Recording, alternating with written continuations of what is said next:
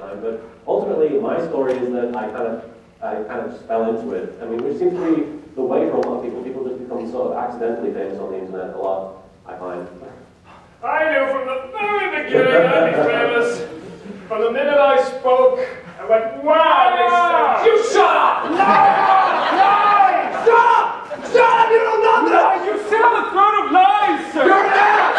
It's bigger than your throne, it's higher up! It's a big flat booty! Dude, I have nothing to say. My story started with an a-hole brother who, you know, was awesome! Yeah, the A stands for awesome. My awesome whole brother. No, yeah, please, no party.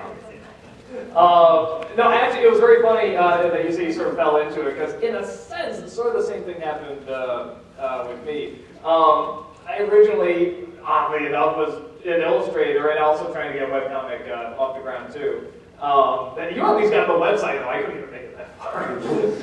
I was like designing it, and then I had a few pages going into our stuff and getting away. So okay, you at least got a better start than me. And what happened is that I made these 5-second movies, and they're still a pretty big hit on YouTube. And which, if you don't know, it's something where I take clips from a movie and you know, like the whole movie, condense it down to 5 seconds. So like Titanic. In 5 seconds, would be equivalent to the guy saying, "The ship can't sink." Cut to the ship sinking. The end. Or Lion King was like, you know, "Dad, we'll always be together, right?" "Right." And it's like that's it. So you know, and those really caught on, and you know, there just more and more people were coming onto them on YouTube, and people were making their own. And you know, I was sort of saying to myself, "Oh, okay, I wonder if like." I can edit well, I can see, I wonder if like I'm still funny, like I can actually perform and write and stuff like that. So I started doing some sketches, and my awesome whole brother was helping out as well. And, nice! Yeah, pretty much, I started doing this character called Nostalgia Critic, and that was really catching on. But the downside is that I kept getting kicked off of YouTube because people, you know, the lucky mugs upstairs and, you know, film studios were saying, you know, "Oh, copyright, get rid of him." So I kept getting kicked off, but I kept coming back because I saw there's a lot of people looking at me, and I said, I don't know what I can do with this yet. There's gotta be something. I gotta keep these people. So I kept coming back. I kept finding loopholes around it, you know, to actually stay on. And finally, at some point, a friend of a friend named Mike Mashad came out and said he was starting a company, a new media company called Channel Awesome, and he thinks what I do would sort of be a good way to get it, you know, off the ground. So you're pretty much doing what, you know, we want other people to do, you know, and we'd love to see this really take off, and we'd love to sort of, you know, we'll give you a site, well, you know, and I'll make it for you and everything. But, you know, you have to make like 3 videos a week, which at the time I think I was doing a video a month. You know, for Nostalgia Critic, and maybe a 5-second movie a week. So it took a lot of, so I really had to sort of take a risk here, because he was saying you can get paid for this. This is like, well, it's paid on the internet. I mean, like, you know, Amazon or Google, it's like, that was about it. But he's like, no, I can make this happen. Okay. So I tried it, and sure enough, he got the website going, and we made the split from YouTube and just started making videos on the site. And it just, the audience kept coming, and it kept growing, and people kept enjoying what I was doing. And out of that, Mike Mashad decided to make a community out of it and bring other reviewers on and other talents. And yeah, the site's been going like that ever since.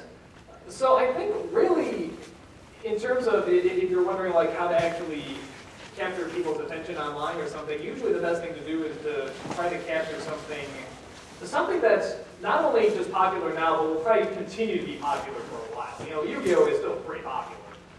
You know, and a lot of stuff I review, or even the 5-second movies, you know, people are always looking at Star Wars, they'll find Star Wars in 5 seconds, or, you know, whatever, Star Trek or Lord of the Rings or any of that stuff. So, I mean, they'll constantly be looking that stuff up.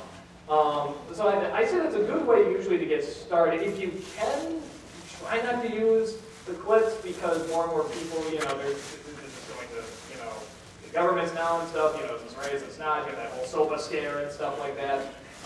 So it's, but if you can do something that's sort of a spin-off of something that's popular already, you know, zeitgeist sort of comes and goes. Well, that's the meaning of zeitgeist.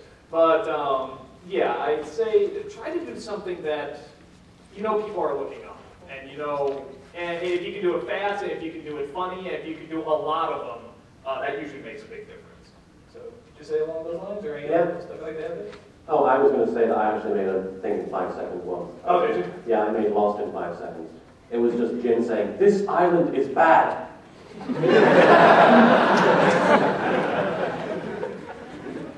And then just like, you know, no answers! Exactly. Brilliant shit with a stupid ending. So, anyway, I think so I'm trying to think. Well, first of all, let's go ahead and just bring this open up just to some general questions that people have, you know, just in terms of like, you know, getting started or anyone out there that actually wants to try and do videos on the internet or try to get noticed or anything like that. So, anybody out there got any questions like that? Yep. How did you two get affiliated with each other?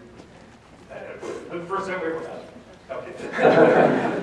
honestly, there's some truth to that. We met at the last con we did. We actually met at YogaCon 2000. Oh no, that's right, we met. Oh my god, I'm sorry. It's one of my favorite memories. He walks in and like everybody rushes towards him and hugs him. He comes up to me and I'm at this point it's like my first big convention, so I'm just sort of like mumbling and I'm very shy. I walk over and Doug offers to shake my hand. I'm like, you probably don't know who I am. And he goes, no. So that was a fun time. We played the game from Inglourious Basterds where we all have the thing on our foreheads where we try and guess who each other is. And I was Dennis Hopper, and I couldn't get it. We went round our houses and couldn't figure it out, and he just goes to me, "Fuck off." I got it. Dennis Hopper, Bowser, come on. That's right. We did meet at YumaCon. I'm sorry. That's right. I'm very open about how bad my memory is. Like, if someone just comes in and is like, "You don't remember me," I'm like, "Not a clue." I mean, I'm not trying to be honest. That, you know, I mean, I'm not trying to say, no, it's my fault. It's my bad memory. You know, I don't want to be like, you know, no, you never leave an impression on people. What's wrong with you? It's like, no, it's just my bad memory. You know.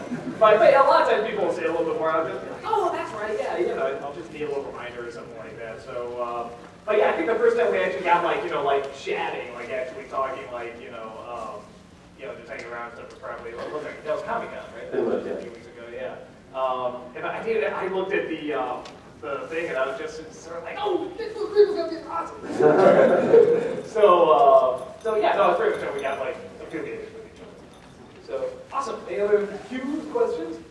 What I was wondering, as a beginning reviewer myself, I was wondering, say you're having a bad day, you have to psych yourself up, you have to do a video, you know you gotta do it. What do you do on days when you just aren't feeling it? How do you, manage to be funny when you're feeling horrible or you're sick and you just don't want to do it? Well, being naturally funny all the time. No, that's actually a very good question. Did you want to answer first or? Sure. I guess when I'm feeling bad, that actually helps in a way for me because I feel motivated to at least like lighten the mood. So I feel like watching watching a cartoon that I love to make fun of kind of helps with that.